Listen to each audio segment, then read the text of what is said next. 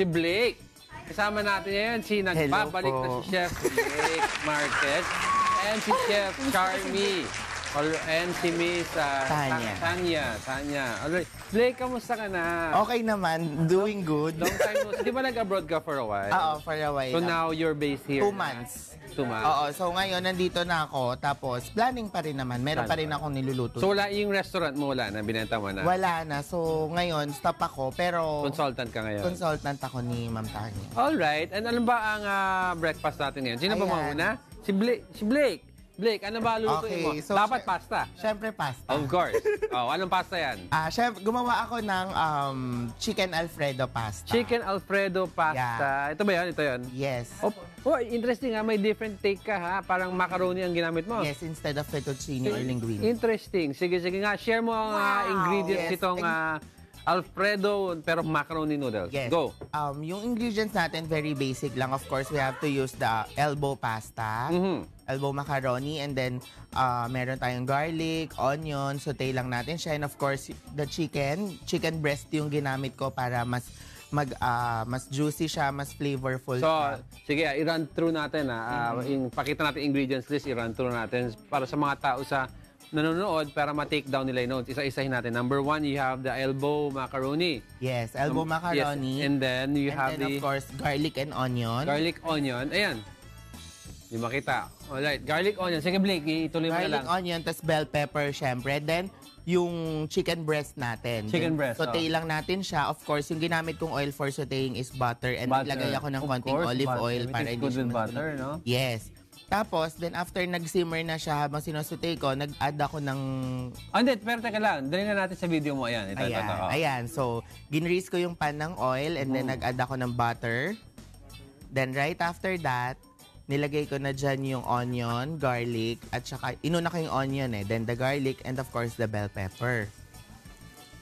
Tapos, nung okay na siya, nilagay ko na yung chicken breast. Then, Blake, yung butter na gamit mo, salted ba or unsalted? Unsalted. Yes. Tapos, saute lang siya. Then, right after that, nilagyan ko na siya ng milk. So, fresh milk siya. Then, right after, konting simmer, lagay tayo ng cream, then season. So, I'd presume low heat to lahat, Low heat lang siya kasi syempre, mag-curdle siya. Yeah, first cream curdle, second yung butter, mas burning mataas no? Kaya kailangan talagang maganda yung temperature natin, hindi sobrang init para ma-avoid yung pag-bubbles niya sa iba. That's right. Yeah, so yan, sinison ko na siya ng salt and pepper. Dinagdagan ko yung pepper para may kick ng konting spicy kasi masyadong creamy. That's right. So, yan, inad ko na ngayon yung pinaka-pasta natin. Actually, you have the choice if you want to use the spaghetti or the linguine or the fettuccine, or pwede rin kayo mag-penne if you want. Pero ako kasi, ginamit ko is elbow macaroni para syempre sa bahay natin, hindi siya mahirap hanapin. Hindi, tsaka sayang ang sauce kasi creamy since may mga butas yung macaroni. Di ba? Papasok sa loob. Siya sa loob. Sayang naman yan. Yes. So, ito na ang ginawa natin na pasta Alfredo, pero with macaroni ginamit ni Blake. Ginamit ko yung macaroni. Tapos nagdala din ako ng soy chicken. Wow! Yummy.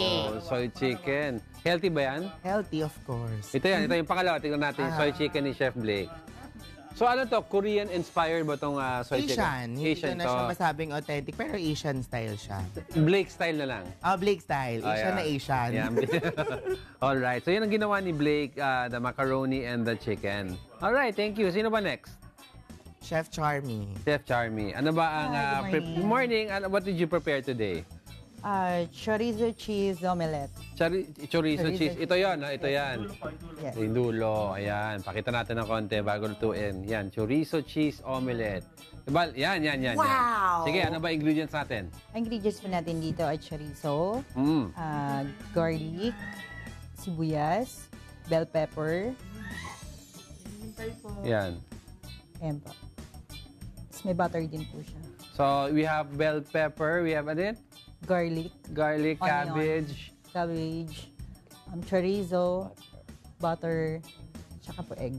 Okay. And anong klaseng chorizo ang ginamit natin dito? Bilbao. Bilbao. Yes. Chorizo de Bilbao. Alright. Sige, ituro mo na sa amin to, Chef. Game!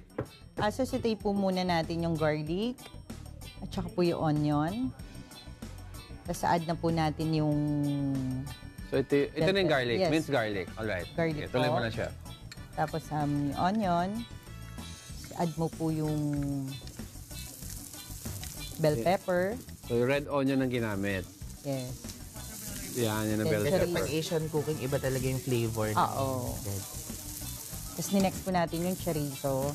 Huli po natin yung cabbage. So, chorizo de bilbao ang maganda dito. Yes.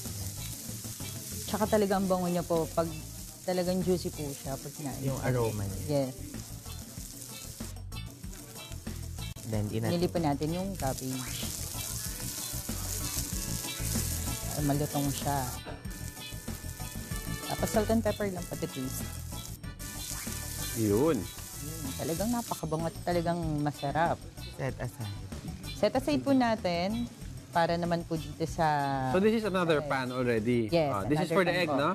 Yes po. Okay, so ito yung egg mixture natin. So what? Pinopour natin and then... Naglagay po ako ng salt and pepper. Saka lang natin aasinan, no? Pag nasa pan na. Yan na po yung natapos na po siya. Okay, so ito yung May sinatay cheese natin. din po kanina. siya. So kasi omelette nga naman eh, no? And fold. Ayan. So yung chorizo Yummy. cheese Yes. omelette ni Chef Charmy. Yan, very good.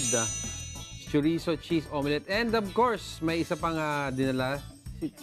Ayan, Blake. yan yung cabbage and carrots tuna salad namin. So, But puro parang ano kayo, no? Puro parang healthy kayo ngayon, eh. yes, healthy ang peg natin yan. Siyempre, di ba? So ito Kasi yung chorizo cheese omelette. This one is the cabbage, cabbage and carrots and tuna carrots. salad. Tuna salad. Wow! Alright. May promote ba? Yan, nandiyan na si Ma'am Tanya. I'm working under Miss Tanya ngayon.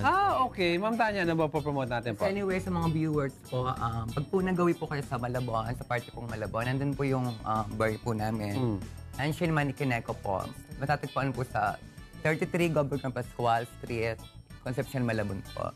So doon mahahanap ngayon si Blake. Yeah. Yes, kami dalawa ni Chef So Charmy. kung gusto niya matikman ang luto ni Chef Charmy at ni Chef Blake, doon kayo Mga healthy pumunta. pang food doon, saka napakasarap. Tapos meron pa din kaming ginagawang catering service na upscale catering service which is Terana Terana Catering Catering Service. Terana Na Catering Service. we will cater different kinds of occasions like kahit ano talaga. So kumbaga hindi pa nakaset yung menu. Pag nag-request, pwede. Nakaset na kami pero inaantay na lang Pero pag namin may launch. customizable, yes, pwede. na. Ibig sabihin, Laban ano, na. Pwede na. Ito pa si, ano pa. Yon, kami pa. Ayun pa. Pwede mo Alright, bati bati. kayo, game. Alright. Come on. Okay, ito may mama, Akaba family, and Takaichi Terada. Yeah, hello Akaba family and of course to my mommy at my daddy. Hello sa inyo. Sa mga sa staff na Hanshin, Chloe Peter. Ayan, hello Ito to Alan. Ate Chris. Ito Alan. Ate Chris Ito Akaba, Achi. kapatid niya. Ay, sa mga friends ko, family, sa mga cousin ko, nod lang kayo dyan. Alam ko na nanood lang Lahat kayo. kami taga Malabon. So hello sa inyo Malabon. Kaya kayo nagsama. Alright. Good morning, Kuya. Okay, good morning. Thank you. Thank you.